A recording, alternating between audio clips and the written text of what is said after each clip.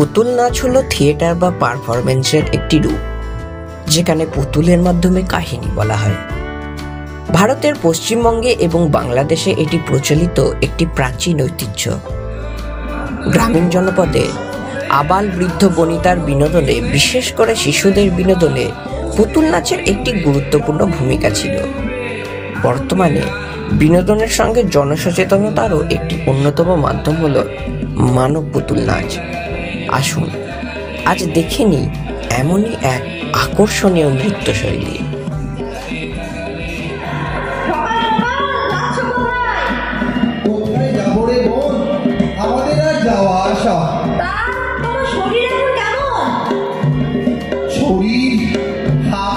জন্ম থেকে নষ্ট, তা তো তুই জানিস।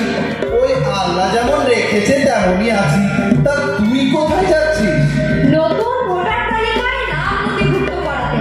তা মহিম ভাই, নতুন ভোটার কার্ড হাতে নিলে খুব আনন্দ হয় বলো। আমাদের মতো বিকলাঙ্গদের আবার ভোটার কার্ড? আমাদের ভোটের কি দাম আছে রে? এমন করে নিজেকে ছোট করছো কেন দাদা? তুমি বোধহয় জানো না, তোমাদের ভোটার তালিকায় নাম অন্তর্ভুক্ত করবার জন্য সরকার ভীষণ আন্তরিক উদ্যোগ নিয়েছে। তারা তোমাদের মতো মানুষদের যাতে কোনো অসুবিধা না হয় তার জন্য তৈরি করেছে স্পেশাল ইউনিট। পুলিশ কি রে এত শত? তোর কথায় যে ভোটটা চওড়া হচ্ছে রে। দেরি করো না মহিম ভাই, চলো একসাথে বিএলও অফিসারের কাছে যাই। দাদু, ও দাদু, কিশোর কি এখনো ঘুমোচ্ছে নাকি? আরে কি হয়েছে বলো? এত হাত ডাক কিসে? দাদু, তুমি তো জানো নিশ্চয় আমাদের 18 বছর সম্পূর্ণ হয়েছে। 18 বছর কি তোমাদেরকে নতুন করে টাকা গজাতে সহায়তা করেছে? কি যে বলো দাদু, 18 বছর হলে তো ভোটার তালিকায় নাম নথিভুক্ত করতে হয়। তা তো তুমি জানো, দেশ গঠনে আমাদের ভোট ভীষণ মূল্যবান।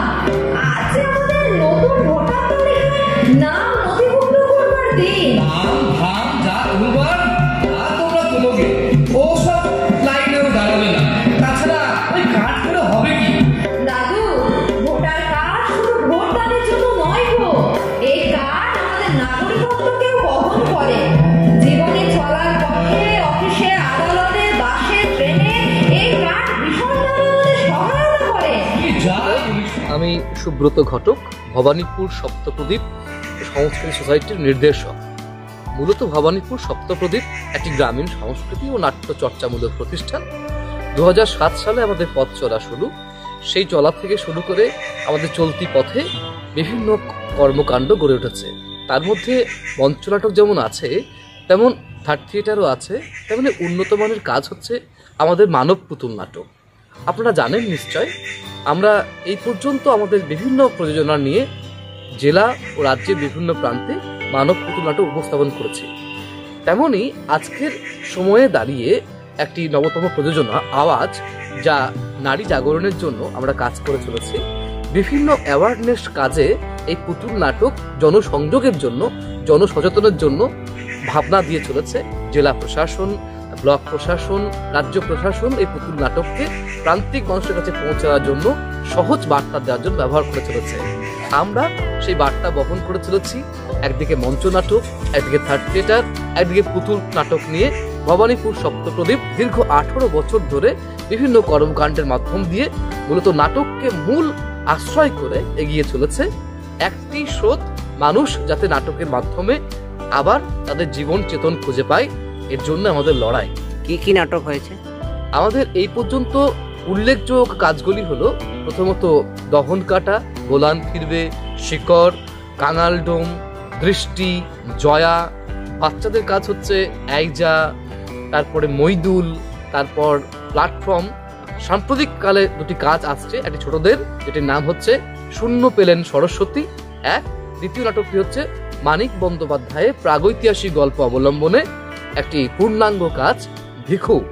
এবং তার সঙ্গে তৈরি হচ্ছে মানব পুতুল নাটক ফুল্ল কেতুর পালা। ভোটার দিবস উপলক্ষে কি হচ্ছে? আজকে ভোটার দিবস উপলক্ষে মূলত 3টি বিষয়কে সামনে রেখে মানব পুতুল নাটক তৈরি হয়েছে। একটি হচ্ছে যারা 18 বছরের সামনে দাঁড়িয়ে 19-এ পা দিচ্ছে তাদেরকে চেতন করবার জন্য।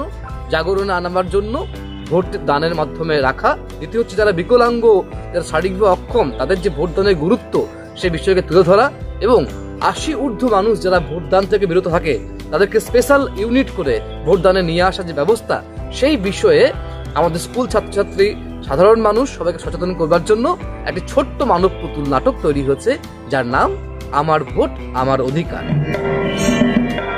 দাদু, ও দাদু, কিশোর কি এখনো ঘুমোচ্ছে নাকি? আরে কি হয়েছে বলো, এত হাত ডাক কিসে? দাদু, তুমি তো জানো নিশ্চয় আমাদের 18 বছর সম্পূর্ণ হয়েছে।